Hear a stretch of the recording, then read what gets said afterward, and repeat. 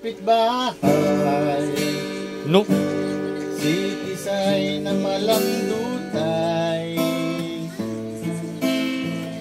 Ang mister nga'y nasa Dubai.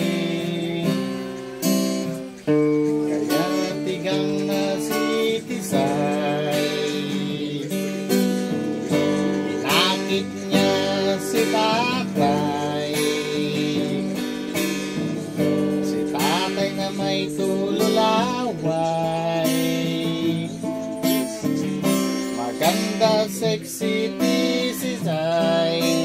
Ang tatay ko ay bumigay. Matindi.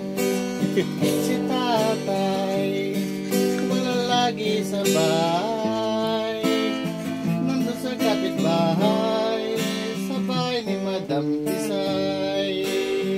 Si tatay umuwi ng lupay-pay.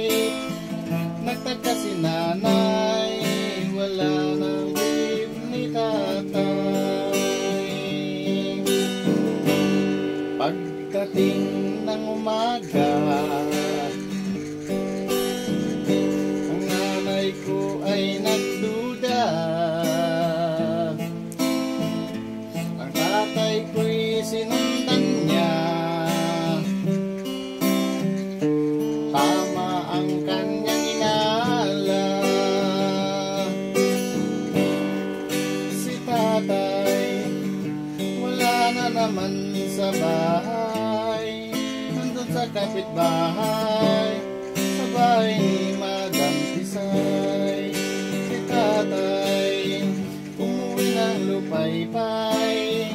Nagtaka si nanay, panti na ang brief ni tatay. Hante lang. Alright! Alright. Wala ba kayong mga kamay? Nakita ng dalawang niyang mata. Si tatay ay nakahiga. Si Madam Tisay kayakap niya. Walang saplot ang dalawa.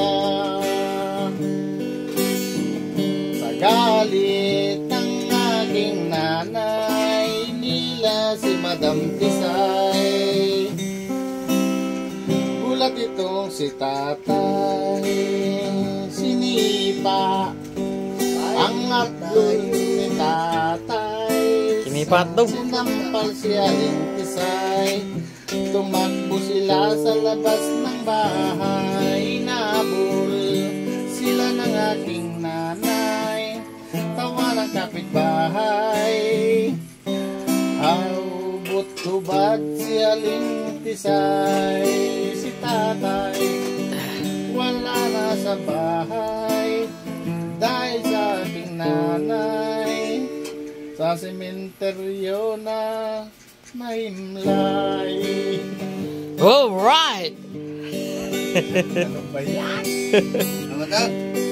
Alright. Wala lagi sa bahay. Umuwi ng lupay-pay. Nagtaka si nanay. Wala na ang brief ni tatay.